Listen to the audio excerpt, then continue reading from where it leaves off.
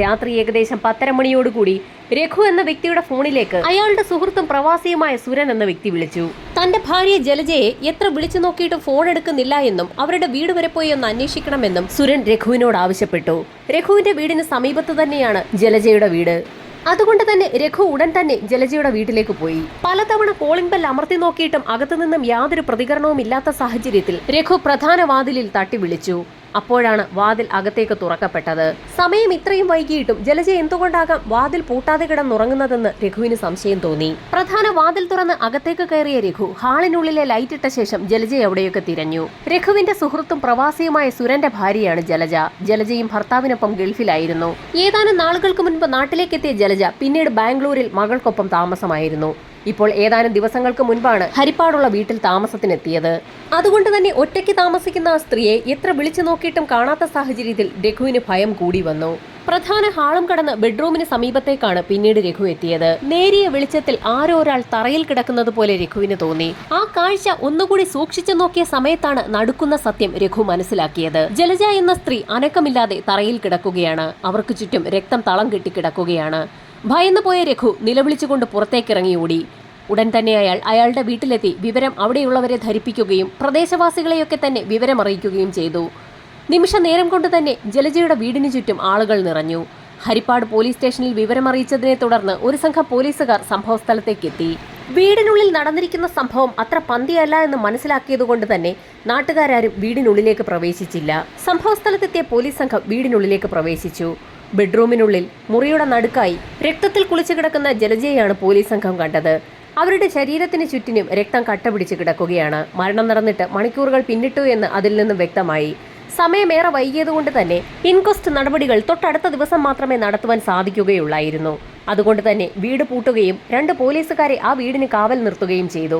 തൊട്ടടുത്ത ദിവസം തന്നെ പോലീസ് സംഘത്തിനൊപ്പം ഫോറൻസിക് ടീമും സംഭവസ്ഥലത്തെത്തി. മരിച്ചു കിടക്കുന്ന ജലജയുടെ മുറിയിൽ വിശദമായ ഒരു പരിശോധന തന്നെ നടത്തി. ജലജയുടെ ശരീരമാകെ രക്തം കട്ടപിടിച്ച് കിടക്കുകയാണ്. ശക്തമായ എന്തോ ആയുധം ഉപയോഗിച്ച് ജലജയുടെ മുഖവും തലയും ഒക്കെ അടിച്ചു പിളർത്തിയിരിക്കുകയാണ്. മുറിയാകെ വലിച്ചു വാരിയിട്ട നിലയിലായിരുന്നു. ഏതോ വ്യക്തി അല്ലെങ്കിൽ വ്യക്തികൾ അവിടെ ഒരു തിരച്ചിൽ നടത്തിയിട്ടുണ്ടെന്ന് അതിൽ നിന്ന് വ്യക്തമാണ്.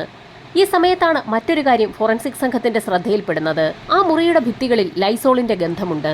ആ ഗന്ധമാകട്ടെ ബെഡ്റൂമിനുള്ളിലും പുറത്ത് ഹാളിൽ നിന്ന് സ്റ്റെയർ കേസിന്റെ പടികളിലേക്കും വരെ നീളുന്നുണ്ട്. കൊല നടത്തിയ വ്യക്തി അല്ലെങ്കിൽ വ്യക്തികൾ മുറിക്കുള്ളിലും സ്റ്റെയർ കേസിന് മുകളിലേക്കുമൊക്കെ പോയിട്ടുണ്ടെന്ന് പോലീസിന് വ്യക്തമായി.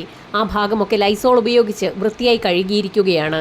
അപ്പോഴേക്കും വിവരമറിഞ്ഞ് ജലജയുടെയും ഭർത്താവിന്റെയും ബന്ധുക്കളും അവരുടെ മകളുമൊക്കെ സ്ഥലത്തെത്തിയിരുന്നു. ബന്ധുക്കളോടും മകളോടുമൊക്കെ വിശദമായി തന്നെ പോലീസ് പല കാര്യങ്ങളും തിരക്കി. അപ്പോഴാണ് ചില നിർണായക വിവരങ്ങൾ പോലീസിന് ലഭിക്കുന്നത്. ജലജയുടെ കഴുത്തിലുള്ള മാലയും കയ്യിലുള്ള വളകളും മിസ്സിംഗ് ആണ്. എന്നാൽ അവരുടെ കാതിലുള്ള കമ്മൽ കൊലയാളി ഇളക്കിയെടുത്തിട്ടില്ല. ആ വീടിനുള്ളിൽ നിന്ന് മറ്റെന്തെങ്കിലും മിസ്സായിട്ടുണ്ടോ എന്ന് അന്വേഷിക്കാൻ പോലീസ് സംഘം ജലജയുടെ മകളോട് ആവശ്യപ്പെട്ടു. മകളുടെ അന്വേഷണത്തിൽ തൊട്ട് തലേ ദിവസം ജലജ ബാങ്കിൽ നിന്നും പിൻവലിച്ച 30,000 രൂപ കാണാനില്ല എന്ന് വ്യക്തമായി. ഒരു കല്യാണവുമായി ബന്ധപ്പെട്ട് ഒരു വ്യക്തിക്ക് കൊടുക്കുന്നതിനായി 30,000 രൂപ ബാങ്കിൽ നിന്ന് പിൻവലിക്കുന്ന കാര്യം ജലജ അന്ന് രാവിലെ മകളോട് പറഞ്ഞിരുന്നു. ആ പണവും മിസ്സായിരിക്കുകയാണ്. വീടിനുള്ളിലെ പരിശോധനകളും ഇൻക്വസ്റ്റ് നടപടികളുമൊക്കെ പൂർത്തിയാക്കിയ ശേഷം മൃതദേഹം ആലപ്പുഴ മെഡിക്കൽ കോളേജിലേക്ക് ഷിഫ്റ്റ് ചെയ്തു. വീടിനുള്ളിലും പുറത്തുമൊക്കെയുള്ള അന്വേഷണം പൂർത്തിയാക്കിയ പോലീസ് സംഘം നാട്ടുകാരെയും ബന്ധുക്കളെയും ഒക്കെ വിശദമായി ചോദ്യം ചെയ്തു. ജലജയുടെ ബന്ധു കൂടിയായ രഘു ആയിരുന്നു മൃതദേഹം ആദ്യം കണ്ടത്. ആ സംഭവം നടന്ന ദിവസം അസ്വാഭാവികമായ രീതിയിൽ എന്തെങ്കിലും ശബ്ദം കേൾക്കുകയോ ആരെങ്കിലും ആ വീട്ടിലേക്ക് കയറിപ്പോകുന്നത് പ്രദേശവാസികൾ ആരെങ്കിലും കണ്ടോ എന്നുള്ളത് അറിയുക എന്നുള്ളതായിരുന്നു പോലീസിന്റെ ആദ്യ ലക്ഷ്യം.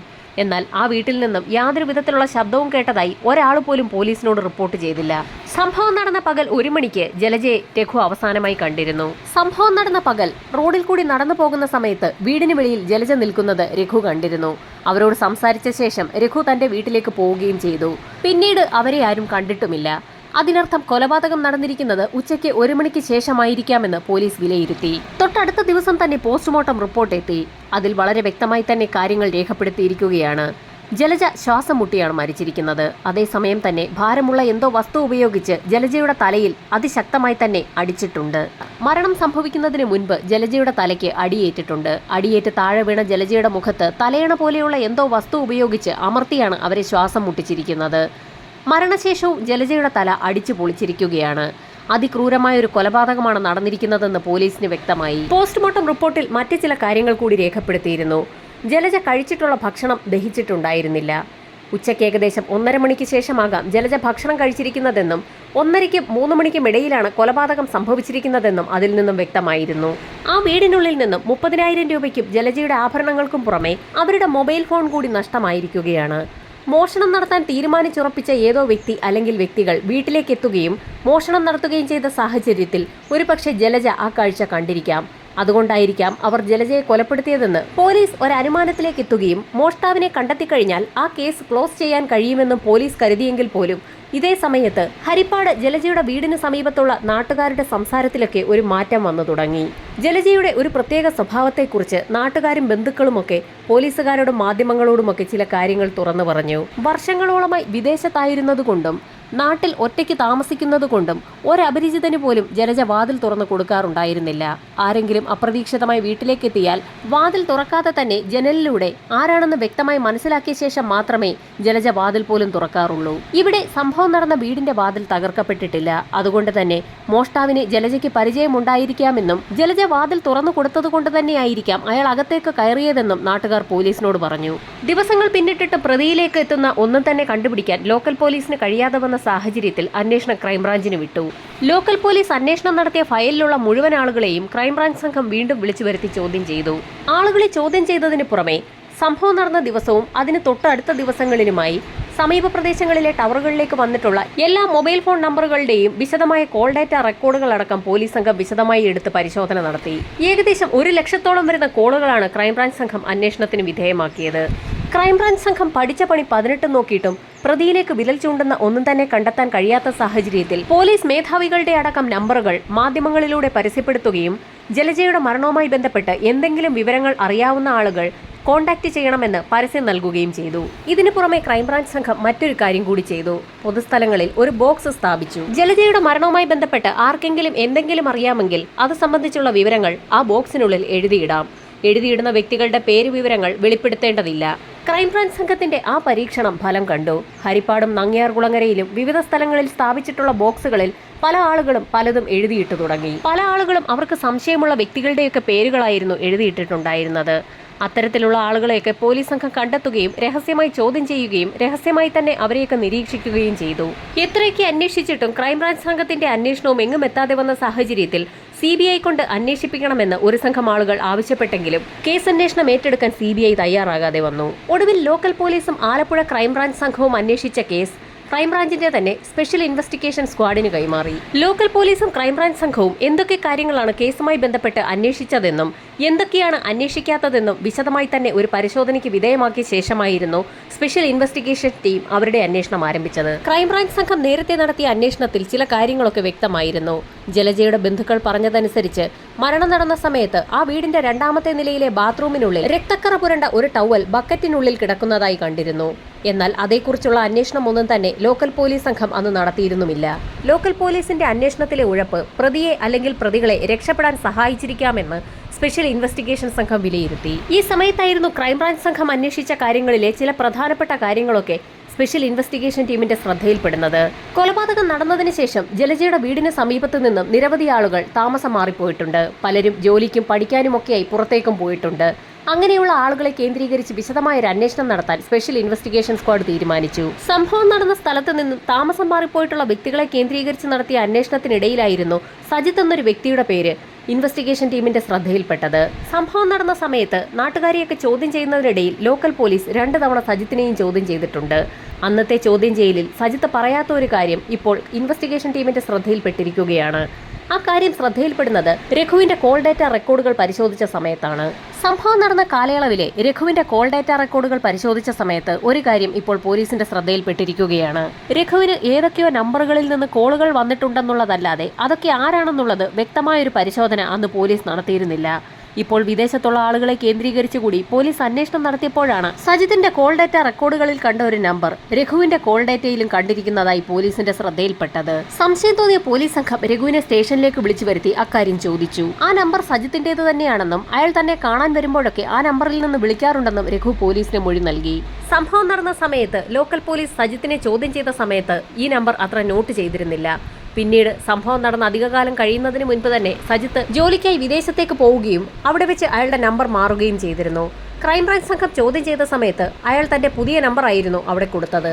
തന്റെ പഴയ നമ്പറിനെ കുറിച്ച് അയാൾ പോലീസിനോട് പറയാത്തത് കൊണ്ട് തന്നെ ആ നമ്പർ കേന്ദ്രീകരിച്ച് പ്രത്യേകിച്ച് ഒരു അന്വേഷണവും പോലീസ് സംഘം നടത്തിയതുമില്ല. സജിത്തിന്റെ പഴയ നമ്പർ കേന്ദ്രീകരിച്ച് നടത്തിയ അന്വേഷണത്തിൽ മരണം നടന്ന വീടിന് സമീപത്തുള്ള ടവർ ലൊക്കേഷനിൽ ആ ദിവസം അതേ സമയത്ത് അയാളുടെ നമ്പർ ഉണ്ടെന്ന് പോലീസിന് വ്യക്തമായി.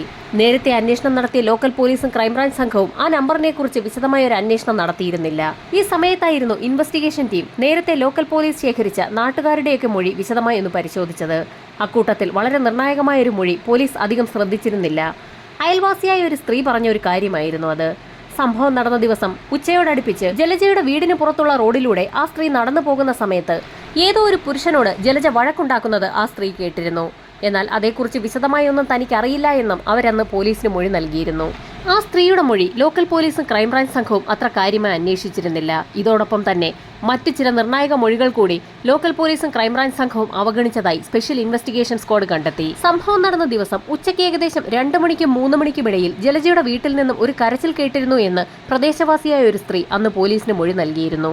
ഈ 2 മൊഴികൾക്കും പുറമെ സംഭവം നടന്ന ദിവസം ഏകദേശം ഉച്ചയ്ക്ക് 1:30ക്കും 3:30ക്കും ഇടയിൽ സജിത്ത് എന്ന വ്യക്തിയുടെ മൊബൈൽ ടവർ ലൊക്കേഷൻ സംഭവം നടന്ന വീടിന് പരിസരത്തുള്ള ടവർ ലൊക്കേഷനിൽ കാണിക്കുന്നതും സജിത്തിന് ഈ കുറ്റകൃത്യവുമായി നേരിട്ടോ അല്ലാതെയോ എന്തോ ചില ബന്ധങ്ങൾ ഉള്ളതുകൊണ്ടായിരിക്കാമെന്ന് സ്പെഷ്യൽ ഇൻവെസ്റ്റിഗേഷൻ ടീം വിലയിരുത്തി.